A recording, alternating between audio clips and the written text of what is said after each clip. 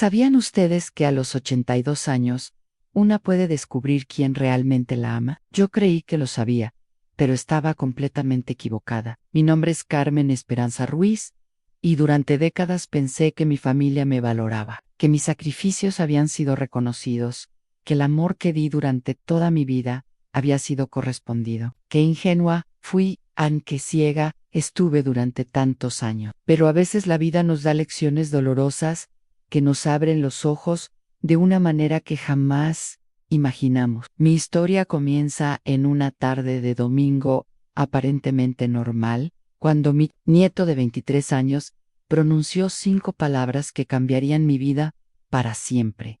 A nadie se preocupa por la vieja. Esas palabras salieron de su boca como cuchillas afiladas, dirigidas directamente a mi corazón. Pero lo que él no sabía es que esas mismas palabras lo convertirían en el catalizador de la decisión más importante de mi vida. Una decisión que transformaría no solo mi destino, sino el de toda mi familia. Porque cuando descubrí quién realmente me amaba, decidí que esa persona merecía todo lo que yo había construido durante 8 décadas de trabajo, sacrificio y amor incondicional.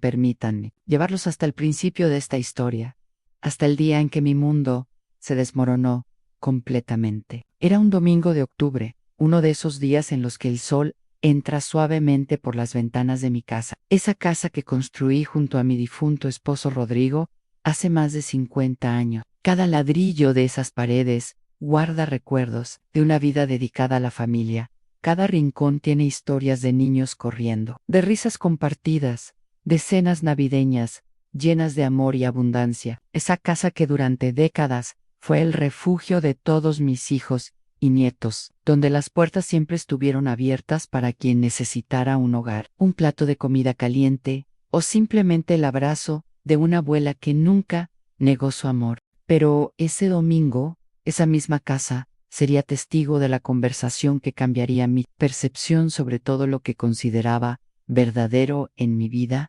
Estaba preparando el almuerzo para mi nieto Sebastián, mi hija Laura y mi hijo Miguel, como hacía cada domingo desde que enviudé, hace 10 años. Era una tradición sagrada para mí, una manera de mantener unida a la familia, de asegurarme de que todos siguieran conectados a pesar de sus vidas ocupadas. Sebastián, el hijo mayor de Laura, había llegado temprano esa mañana, como siempre lo hacía Ann, pero había algo diferente en su actitud, una inquietud que yo no lograba identificar. Estaba hablando por teléfono en el patio, caminando de un lado a otro con esa energía nerviosa que los jóvenes tienen cuando están planeando algo importante. Yo, desde la cocina, podía escuchar fragmentos de su conversación, palabras sueltas que no terminaban de formar un sentido completo en mi mente. Hablaba sobre dinero, sobre una oportunidad de negocio, sobre la necesidad urgente de conseguir capital para invertir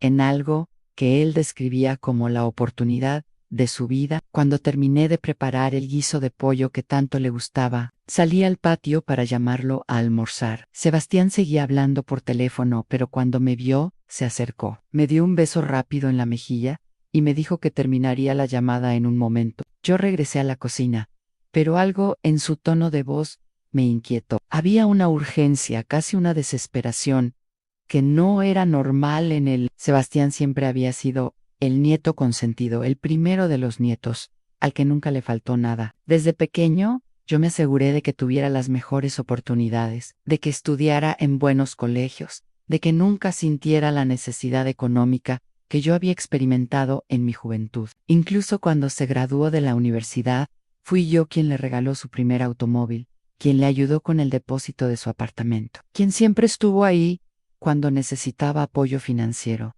Pero esa mañana había algo distinto. En él, aun cuando finalmente terminó su llamada y entró a la cocina, se sentó a la mesa con una expresión seria que no le había visto antes. Comenzó a hablar sobre su proyecto de negocio, sobre cómo había encontrado la oportunidad perfecta para invertir en una startup tecnológica que, según él, lo convertiría en millonario en pocos años. Sus ojos brillaban con esa ilusión que tienen los jóvenes cuando creen que han descubierto el secreto del éxito fácil. Me explicó que necesitaba una cantidad considerable de dinero para hacer la inversión inicial, que había estado buscando maneras de conseguir ese capital, que había hablado con bancos, pero que las condiciones no eran favorables. Yo lo escuchaba con atención, como siempre lo hice, tratando de entender sus sueños y aspiraciones.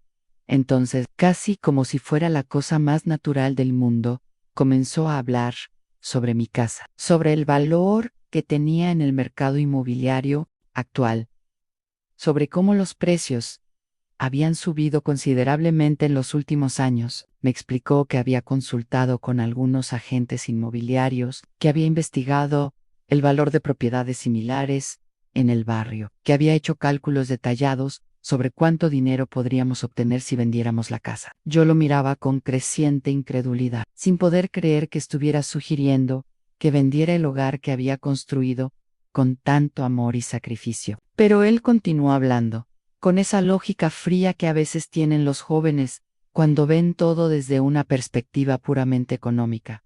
Me dijo que yo ya no necesitaba una casa tan grande, que vivir sola en un espacio tan amplio no tenía sentido práctico, que podría mudarme a un apartamento más pequeño y más fácil de mantener. Según él, esto no solo me daría el dinero que él necesitaba para su inversión, sino que también me simplificaría la vida, me liberaría de las responsabilidades de mantener una casa grande, me daría más seguridad viviendo en un edificio moderno con portería y sistemas de seguridad. Hablaba como si me estuviera haciendo un favor, como si su propuesta fuera la solución perfecta para todos mis problemas. Pero lo que él no entendía, lo que nunca había entendido realmente, era que esa casa no era solo un bien inmueble para mí, era mi historia, mi identidad, el lugar donde había criado a mis hijos, donde había consolado sus tristezas y celebrado sus alegrías.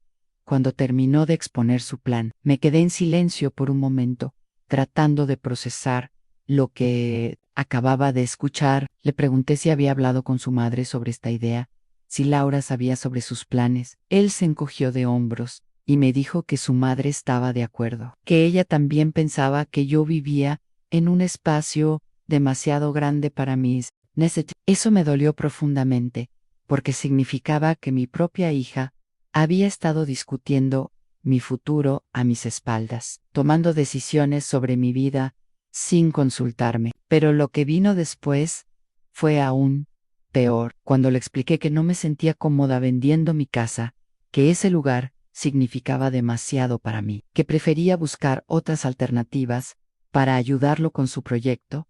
Su expresión cambió completamente, en la sonrisa desapareció de su rostro, y por primera vez en su vida vi en sus ojos una frialdad que me asustó. Me dijo que yo estaba siendo egoísta, que estaba desperdiciando una oportunidad única para asegurar el futuro de la familia, que mi apego sentimental a la casa era irracional y contraproducente. Pero fue lo que dijo después lo que realmente me rompió el corazón. Con una voz cargada de frustración y desprecio, me miró directamente a los ojos y pronunció esas palabras que cambiarían todo.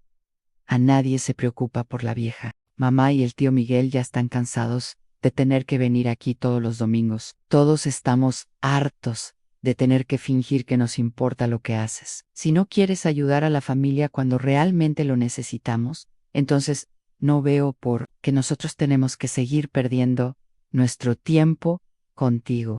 El silencio que siguió a sus palabras fue ensordecedor. Mi Queer Ali, sentada en la silla de mi cocina, sintiéndome como si hubiera recibido un golpe físico en el estómago. Todas las certezas que había tenido sobre mi familia, sobre el amor que creía que existía entre nosotros, se desvanecieron en un instante. Sebastián siguió hablando, pero yo ya no podía escucharlo. Sus palabras se habían convertido en un ruido distante, mientras mi mente trataba de procesar la magnitud de lo que acababa de revelar. Era verdad que mis hijos venían a verme solo por obligación. Era cierto que todos estaban cansados de mí. Había estado viviendo en una ilusión durante todos estos años. Cuando Sebastián terminó de hablar, se levantó de la mesa y se dirigió hacia la puerta. Antes de salir, se volvió hacia mí y me dijo que tenía una semana para pensarlo, que si no tomaba la decisión correcta, él buscaría otras maneras de conseguir el dinero que necesitaba.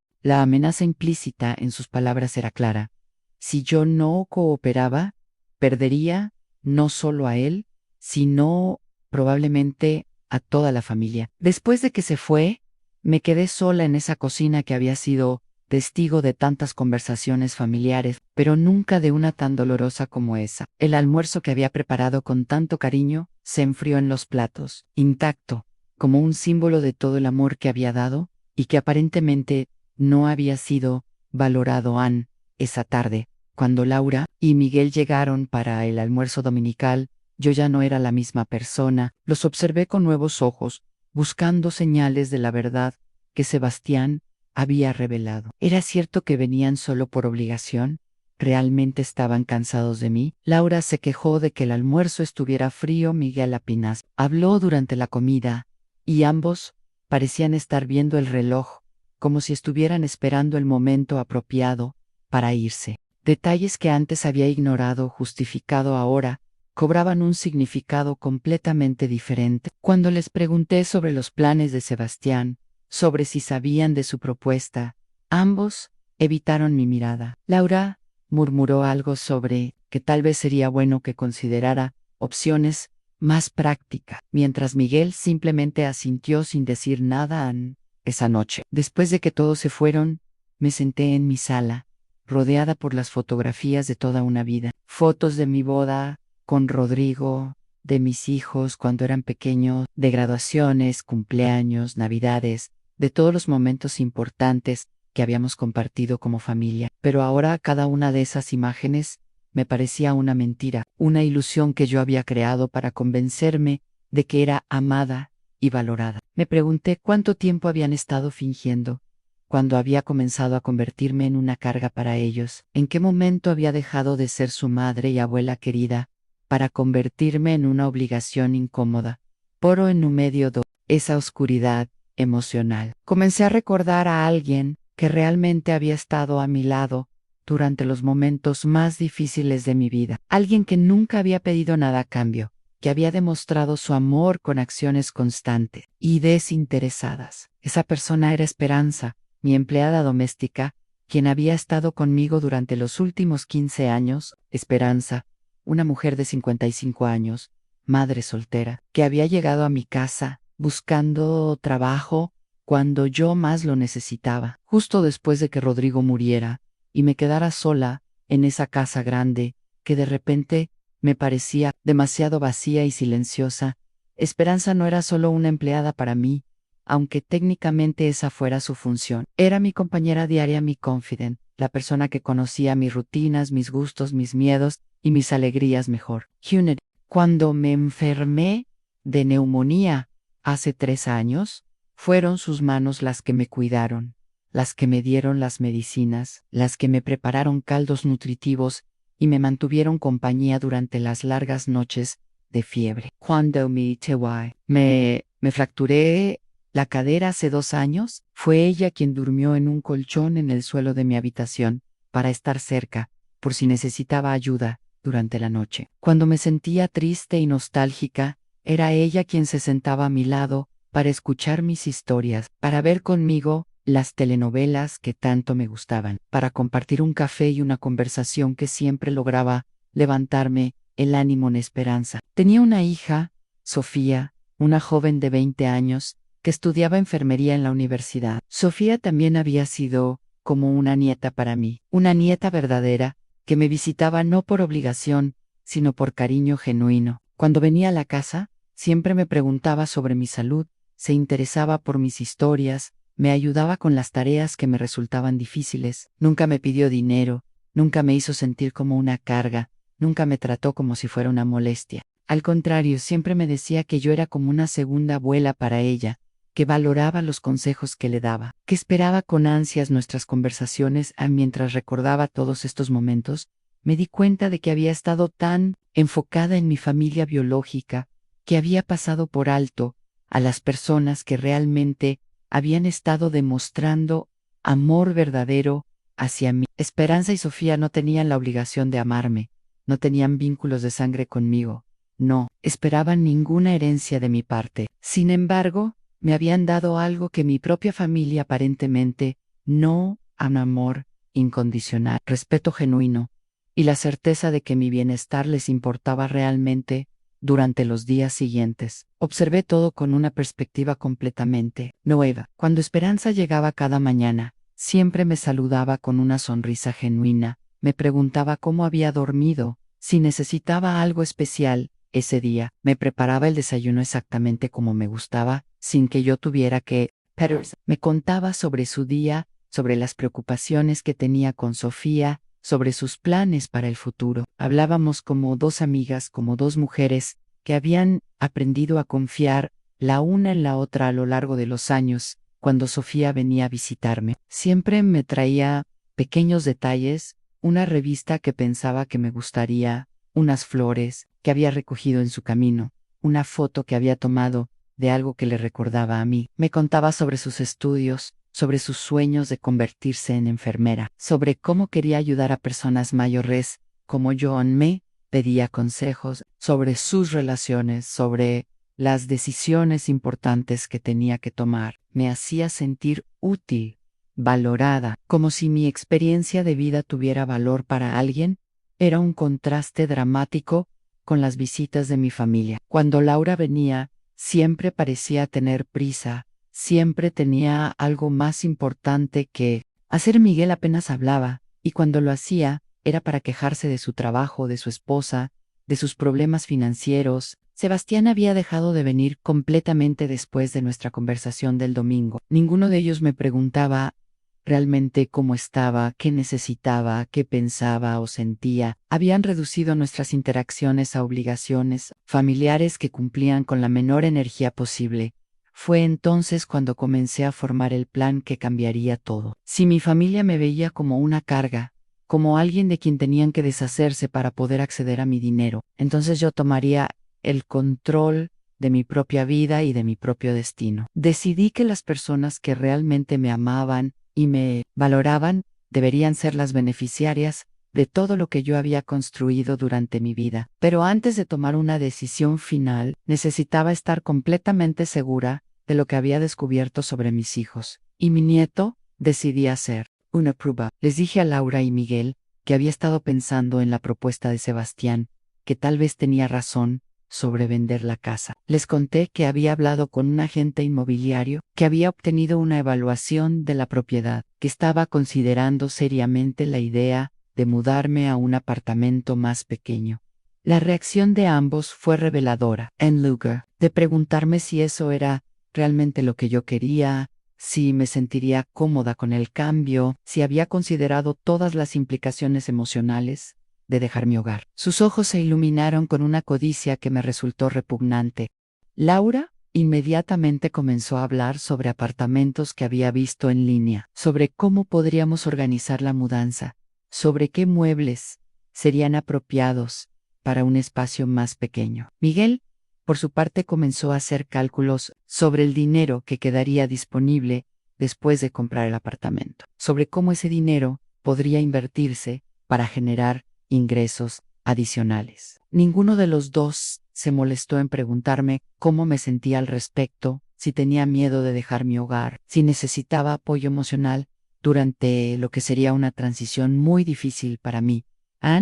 Pero lo que más me dolió fue cuando Laura me dijo que había estado hablando con Sebastián sobre la posibilidad de que él manejara mis finanzas después de la venta de la casa. Según ella, yo ya no tenía la capacidad mental para tomar decisiones financieras importantes, que sería mejor si alguien más joven y con más conocimiento del mundo moderno se encargara de administrar mi dinero. Esa fue la gota que derramó el vaso.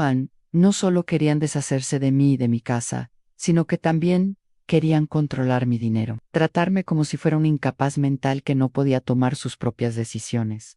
Esa noche, después de que se fueron, llamé a mi abogado, el señor Martínez, quien había sido amigo de mi esposo durante décadas. Le expliqué mi situación, le conté sobre las actitudes de mi familia, sobre mi deseo de cambiar mi testamento. El señor Martínez me escuchó con atención, me hizo algunas preguntas para asegurarse de que estaba tomando la decisión con plena conciencia y sin presiones externas. Me advirtió sobre las posibles consecuencias de mi elección, sobre las reacciones que podría generar en mi familia. Pero cuando le expliqué todo lo que había observado, todos los detalles que había notado, él entendió que mi decisión estaba basada en una evaluación realista de las relaciones que tenía con cada una de estas personas. Durante las siguientes semanas, comencé a planificar cuidadosamente cada aspecto de mi nueva vida. Hablé con Esperanza sobre mis planes, le expliqué lo que había descubierto sobre mi familia, le conté sobre la decisión que había tomado. Esperanza se sorprendió mucho.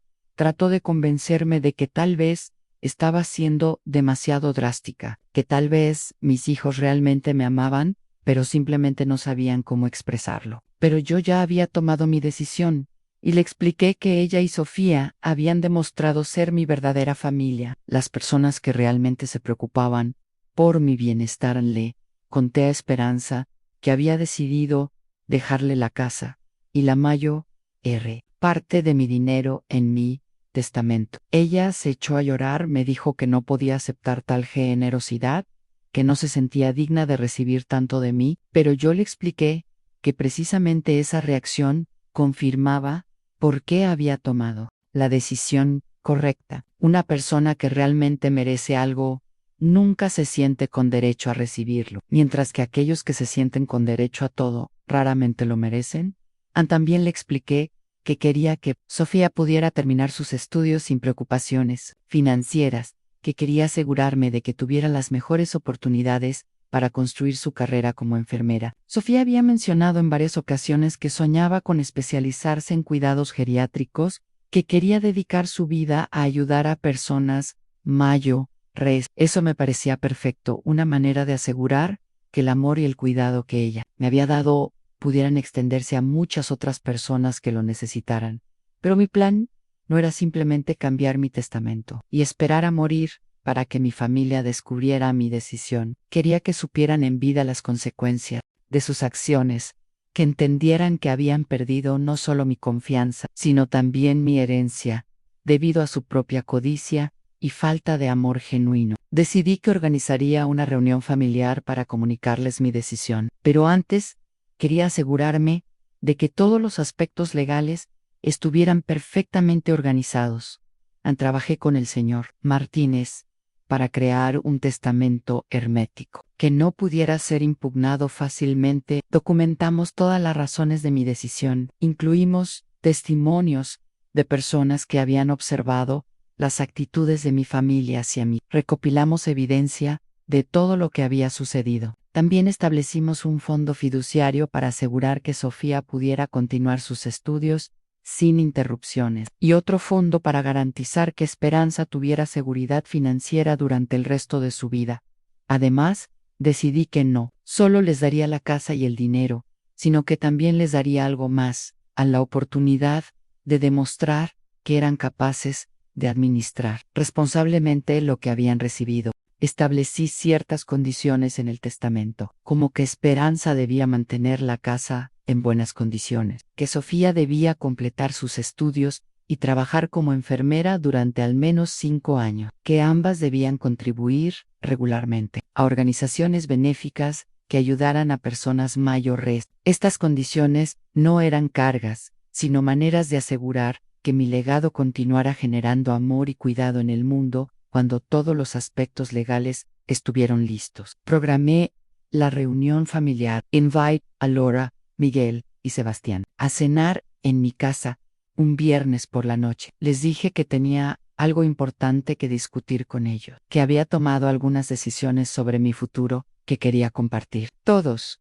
aceptaron venir, probablemente esperando que finalmente hubiera cedido a sus presiones sobre vender la casa en esa tarde. Antes de que llegaran, me senté en mi sala y reflexioné sobre todo lo que había vivido durante los últimos meses. Me sentía triste por haber perdido las ilusiones que tenía sobre mi familia, pero también me sentía liberada por haber descubierto la verdad. Ya no tenía que fingir que sus visitas me llenaban de alegría, ya no tenía que pretender que sus muestras de cariño eran genuinas, ya no tenía que vivir con la angustia de pensar que era una carga para las personas que más amaba. Pero también me sentía agradecida por haber encontrado el amor verdadero en lugares inesperados. Esperanza y Sofía habían llenado mi vida de una manera que yo no había reconocido completamente hasta que me vi forzada a comparar sus actitudes con las de mi familia biológica. Habían demostrado que la familia no se define por la sangre, sino por el amor, el respeto, la dedicación y el cuidado mutuo. Cuando Laura, Miguel y Sebastián llegaron esa noche, preparé una cena especial, como solía hacer en las ocasiones importantes. Quería que fuera una comida memorable, no solo por lo que iba a decirles, sino porque probablemente sería la última cena que compartirían en mi casa como familia. Durante la cena, hablé sobre recuerdos de cuando eran pequeños, sobre los momentos felices que habíamos compartido, sobre los sueños que había tenido para cada uno de ellos. Quería recordar los buenos tiempos antes de confrontar la realidad del presente después de la cena. Cuando estábamos sentados en la sala, les dije que tenía algo importante que comunicarles. Comencé explicándoles que había estado reflexionando mucho sobre mi vida, sobre las relaciones que tenía con cada uno de ellos, sobre lo que realmente valoraba en esta etapa de mi existencia. Les conté sobre las observaciones que había hecho,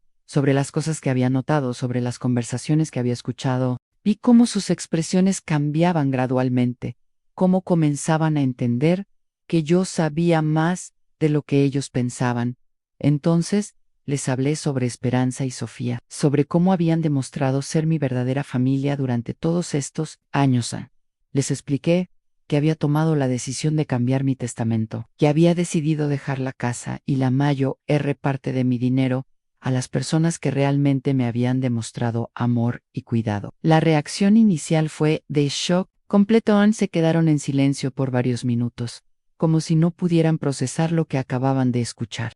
Luego comenzaron las protestas, las acusaciones, los intentos de manipulación emocional. Laura me dijo que estaba cometiendo un error terrible, que estaba siendo influenciada por personas que solo querían aprovecharse de mí, de ser malagradecida, de haber olvidado todo lo que ellos habían hecho por mí a lo largo de los años. Sebastián, el más furioso de todos, me gritó que no podía hacer eso, que la casa y el dinero les pertenecían por derecho, que yo no tenía derecho a dárselos a extraños. Pero yo ya había esperado esas reacciones. Les respondí con calma, citando ejemplos específicos de sus comportamientos, recordándoles las palabras exactas que habían usado, las actitudes que habían demostrado. Les expliqué que mi decisión no había sido impulsiva, sino el resultado de meses de observación cuidadosa y reflexión profunda. Les dije que si realmente me amaran, si realmente se preocuparan por mi bienestar, su primera reacción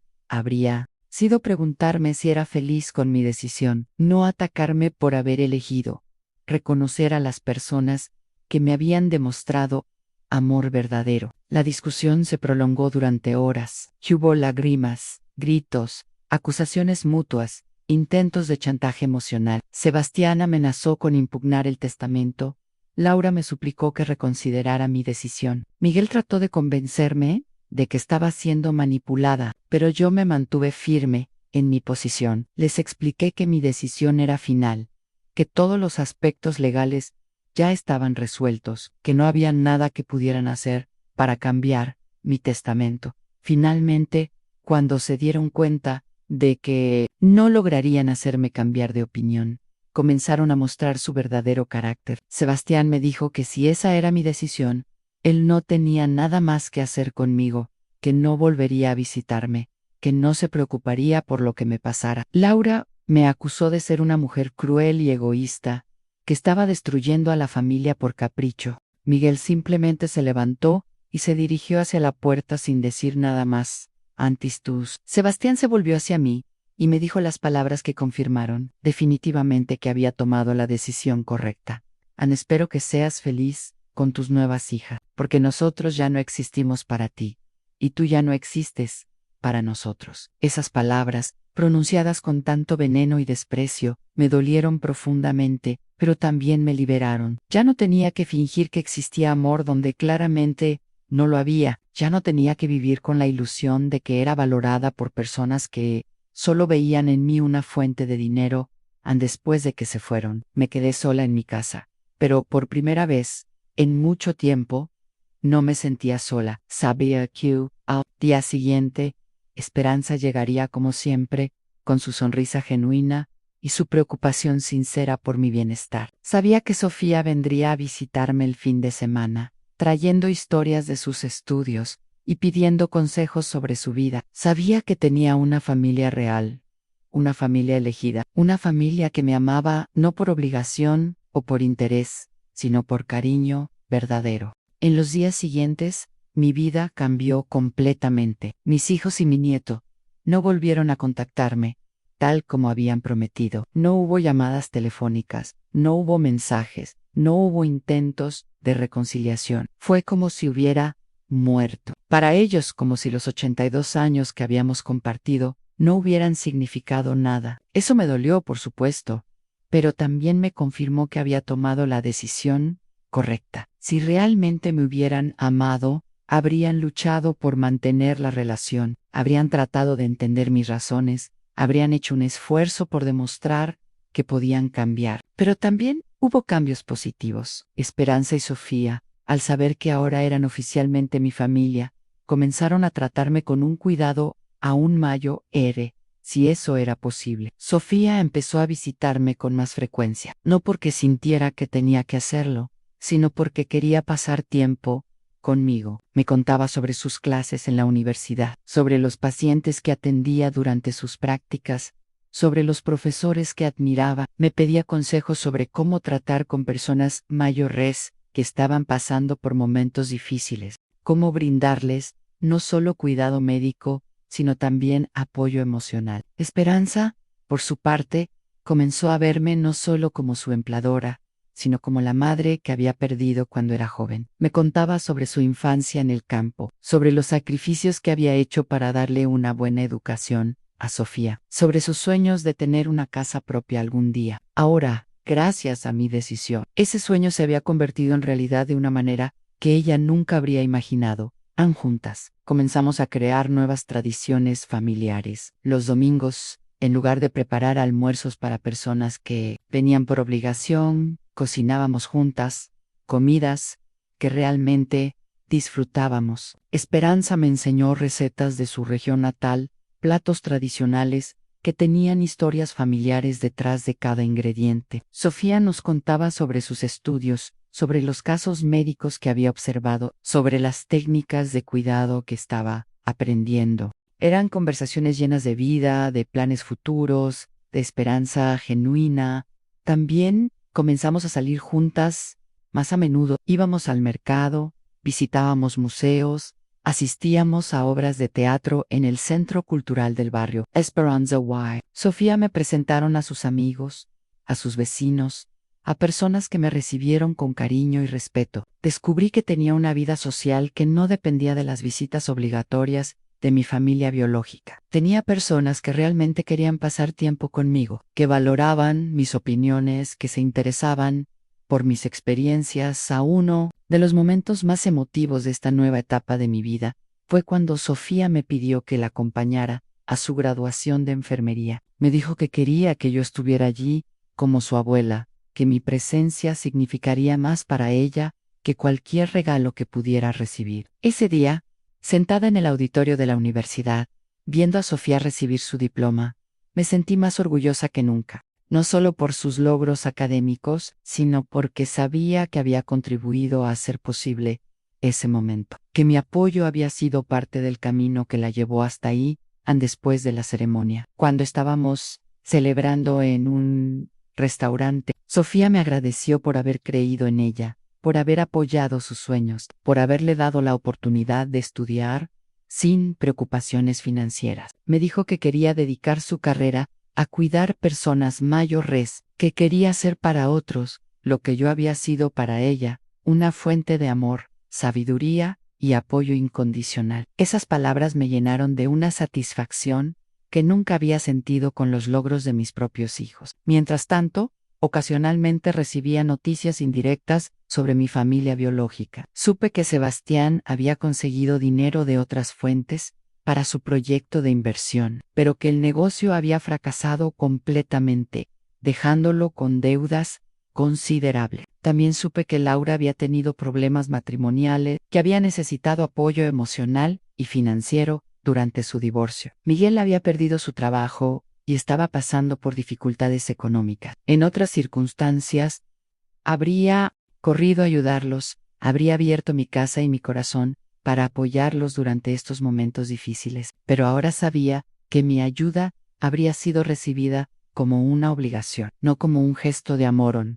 Lo más revelador fue saber que ninguno de ellos había intentado contactarme durante estas crisis. No recibí llamadas pidiendo apoyo, no hubo visitas solicitando ayuda, no hubo intentos de reconciliación motivados por la necesidad. Eso me confirmó que su relación conmigo había estado basada únicamente en lo que yo podía darles materialmente, no en el vínculo emocional que yo creía que existía entre nosotros.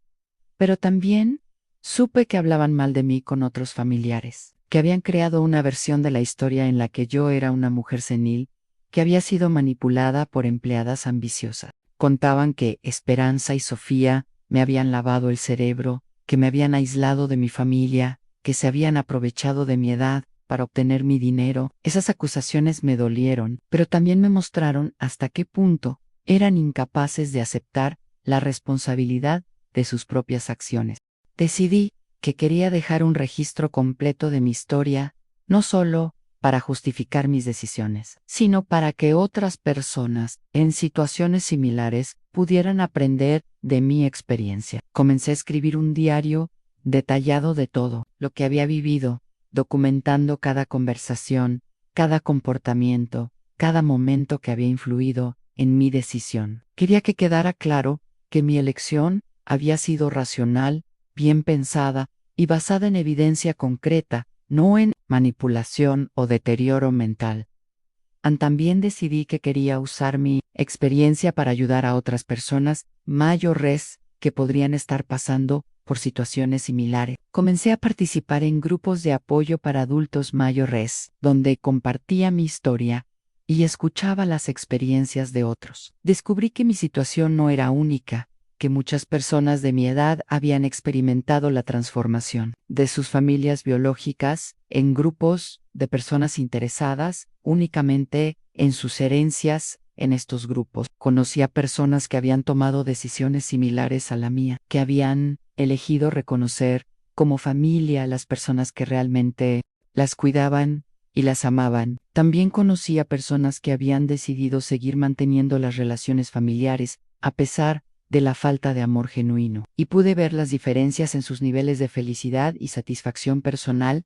Una de las cosas más importantes que aprendí durante este proceso fue que tener edad avanzada no significa que tengas que aceptar ser tratada mal por las personas que se supone que te aman. Durante décadas, había creído que mi papel como madre y abuela era dar amor incondicional sin importar cómo me trataran a cambio. Había pensado que era mi obligación estar disponible para mi familia, apoyarlos en sus problemas, ayudarlos financieramente cuando lo necesitaran, y aceptar cualquier nivel de cariño que estuvieran dispuestos a darme.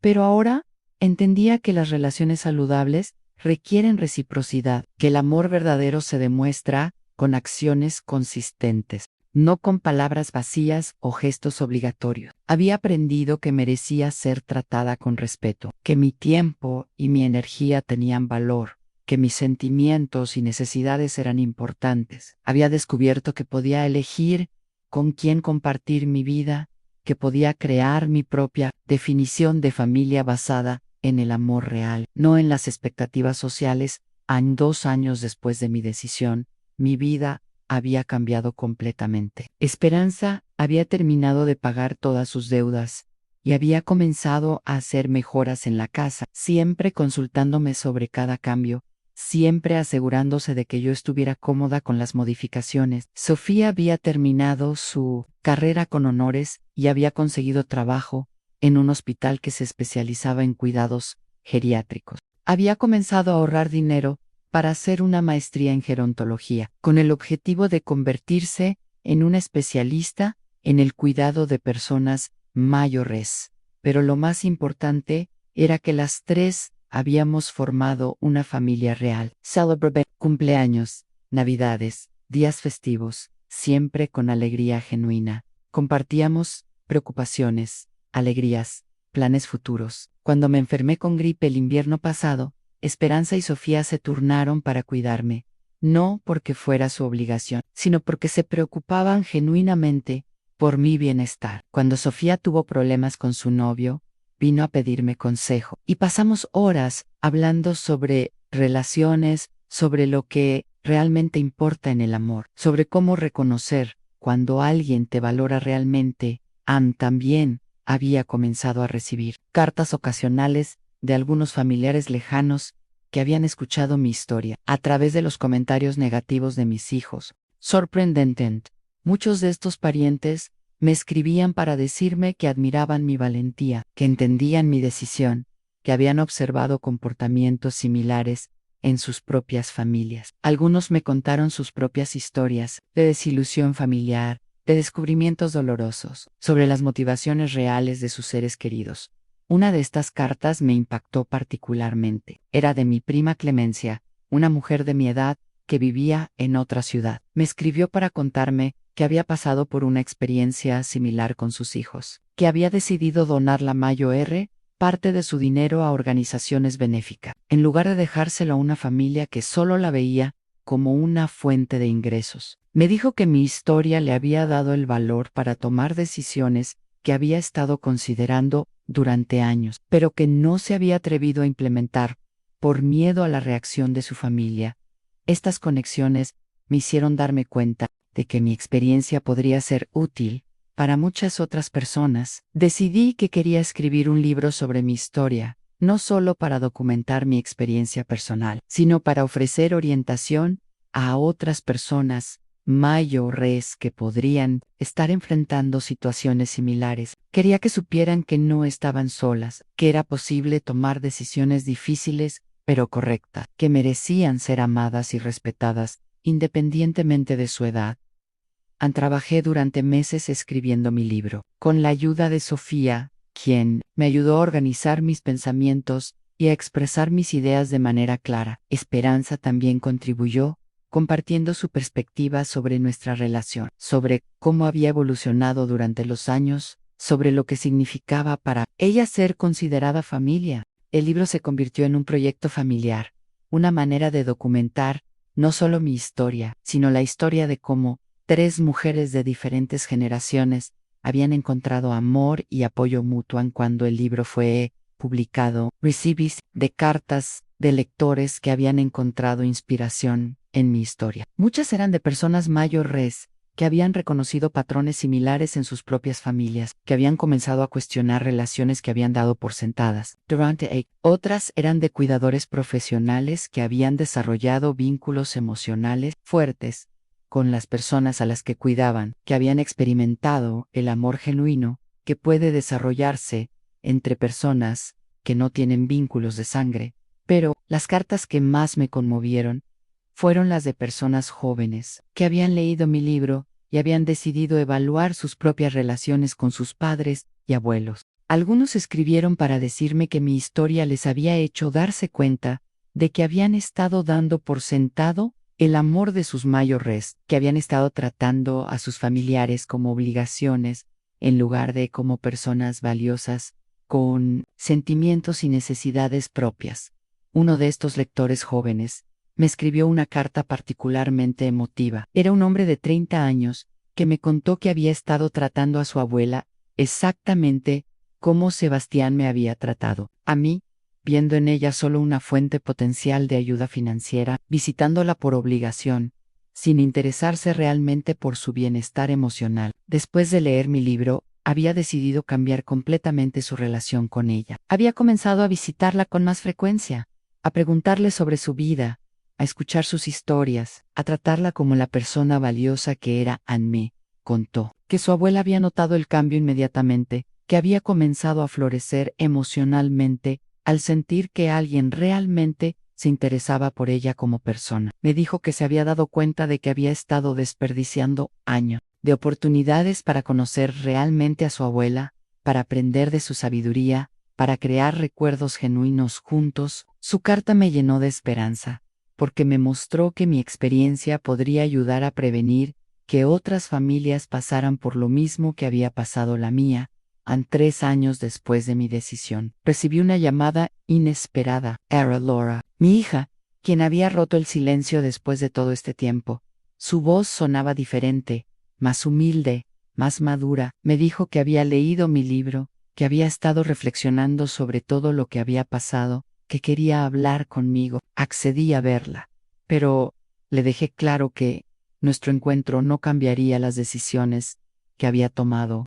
Cuando Laura vino a la casa, pude ver inmediatamente que había cambiado. Se veía más cansada, más consciente de la realidad, menos segura de sí misma. Me pidió perdón por cómo me había tratado, reconoció que había estado motivada por la codicia y la conveniencia, que había dado por sentado mi amor sin valorarlo realmente. Me dijo que su divorcio y los problemas financieros que había enfrentado le habían enseñado lo que realmente importaba en la vida, que había comenzado a entender el valor del amor incondicional que yo le había dado durante tantos años. Pero lo que más me impactó fue cuando me dijo que había comenzado a tratar a su propia empleada doméstica de manera diferente, que había reconocido en ella los mismos patrones de dedicación y cuidado que Esperanza había demostrado hacia mí. Me contó que había comenzado a valorar las pequeñas cosas que esta mujer hacía por ella, que había empezado a verla como una persona con sus propias necesidades y sueños, no solo como alguien que estaba ahí para servirla.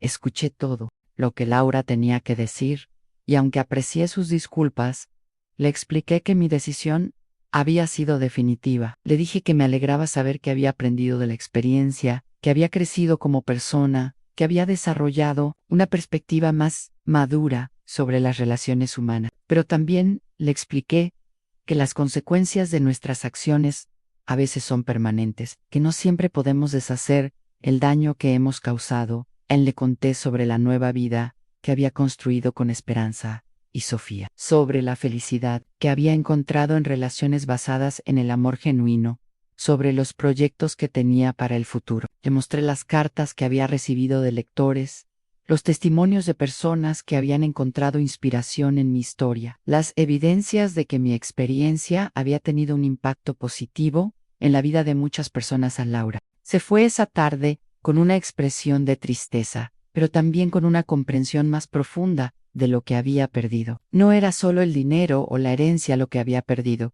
sino la oportunidad de tener una relación genuina con su madre, la posibilidad de crear recuerdos significativos juntas, el privilegio de ser parte de una familia real basada en el amor mutuo. Después de esa visita, Laura comenzó a escribirme cartas ocasionales. No eran cartas pidiendo perdón o tratando de cambiar mi decisión, sino simplemente compartiendo aspectos de su vida, contándome sobre los cambios que había hecho, sobre las lecciones que había aprendido. Gradualmente comenzamos a desarrollar una relación diferente, una relación en la que ella ya no esperaba nada de mí, excepto la oportunidad de conocerme como persona. A Miguel también eventualmente hizo contacto, aunque su aproximación fue diferente. Él nunca pidió perdón directamente, pero comenzó a visitarme ocasionalmente, siempre con una actitud más humilde que antes. Parecía genuinamente interesado en conocer sobre mi nueva vida, sobre mis proyectos, sobre la familia que había formado con Esperanza y Sofía. Aunque nunca discutimos directamente lo que había pasado, pude ver que había reflexionado sobre su comportamiento y que estaba tratando de ser una mejor persona. Sebastián, por otro lado, nunca hizo contacto. Supe, a través de otros familiares, que había continuado culpándome por sus problemas financieros, que seguía considerando que yo había sido injusta con él. Eso me entristeció, pero también me confirmó que había tomado la decisión correcta con respecto a él. Algunas personas nunca aprenden de sus errores, nunca desarrollan la capacidad de autoreflexión que les permitiría crecer y cambiaran ahora. A los 85 años, puedo decir con certeza que los últimos años de mi vida han sido los más felices y satisfactorios que he vivido. He aprendido que nunca es demasiado tarde para tomar decisiones valientes, para cambiar el rumbo de nuestra vida, para elegir rodearnos de personas que realmente nos aman y nos valoran. He descubierto que la familia no se define por la sangre, sino por el amor, el respeto, la dedicación y el cuidado mutuo en esperanza. Se ha convertido en la hija que siempre soñé tener. Una mujer que me cuida no por obligación, sino por amor genuino. Sofía se ha convertido en la nieta que siempre quise, una joven que valora mi sabiduría, que busca mi consejo, que se preocupa por mi bienestar. Juntas hemos creado una familia basada en valores reales, en apoyo mutuo, en amor incondicional. A mi historia ha llegado a miles de personas a través de mi libro, de conferencias que he dado, de entrevistas que he concedido. He recibido testimonios de personas que han encontrado el valor para tomar decisiones difíciles en sus propias vidas, que han aprendido a valorar las relaciones auténticas, que han descubierto que merecen ser amadas y respetadas independientemente de su edad o circunstancias. Pero quizás lo más importante que he aprendido es que tener el valor de decir no a las personas que nos tratan mal, incluso cuando esas personas son nuestra familia, es un acto de amor propio que puede transformar completamente nuestra vida. Durante décadas, había creído que mi valor como persona dependía de cuánto podía dar a otros, de cuánto podía sacrificar por mi familia, de cuánto podía tolerar sin quejarme. Ahora entiendo que mi valor como persona es inherente, que merezco ser tratada con respeto y cariño, que tengo el derecho de elegir con quién compartir mi tiempo, mi energía y mi amor. He aprendido que establecer límites saludables no es egoísmo, sino una forma de crear espacio para relaciones más auténticas y satisfactorias. A mi consejo, para cualquier persona que esté pasando por una situación similar, es que confíe en sus instintos, que observe los patrones de comportamiento de las personas que la rodean, que no tenga miedo de tomar decisiones difíciles cuando sea necesario. La vida es demasiado corta para desperdiciarla en relaciones que no nos nutren, que no nos respetan, que no nos valoran como las personas completas y valiosas que somos. También quiero decir que nunca es demasiado tarde para encontrar amor verdadero, para crear nuevas relaciones significativas, para construir una familia basada en valores auténticos. El amor genuino existe, y cuando lo encontramos, debemos protegerlo, nutrirlo y honrarlo con nuestras acciones y decisiones. Mi historia comenzó con 5 palabras dolorosas. Nadie se preocupa por la vieja, pero terminó con el descubrimiento de que había personas que sí se preocupaban por mí, que me valoraban, que me amaban. Sinceramente, terminó con la comprensión de que merecía ese amor, que tenía el poder de elegir cómo quería vivir el resto de mi vida, que podía crear mi propia definición de familia y felicidad. Ahora, cuando me siento en mi sala por las tardes, rodeada por las fotografías de mi nueva familia, por las cartas de lectores que han encontrado inspiración en mi historia, por los recuerdos de momentos genuinamente felices, siento una paz que no había experimentado en décadas. Siento la satisfacción de haber tomado decisiones valientes, de haber elegido el amor auténtico sobre las obligaciones vacías, de haber encontrado el valor para cambiar mi vida cuando más lo necesitaba. A mi historia no terminó con la pérdida de mi familia biológica, sino con el descubrimiento de mi familia verdadera. No terminó con la soledad, sino con la comprensión de que nunca había estado realmente sola. Terminó con la realización de que había estado buscando amor en los lugares equivocados, cuando el amor verdadero había estado a mi lado todo el tiempo, esperando ser reconocido y valorado. Esta es mi historia, la historia de una mujer que a los 82 años descubrió que nunca es demasiado tarde para elegir la felicidad, para exigir respeto, para crear una vida basada en el amor auténtico. Es la historia de alguien que aprendió que las palabras más dolorosas pueden convertirse en el catalizador para las decisiones más liberadoras de nuestra vida.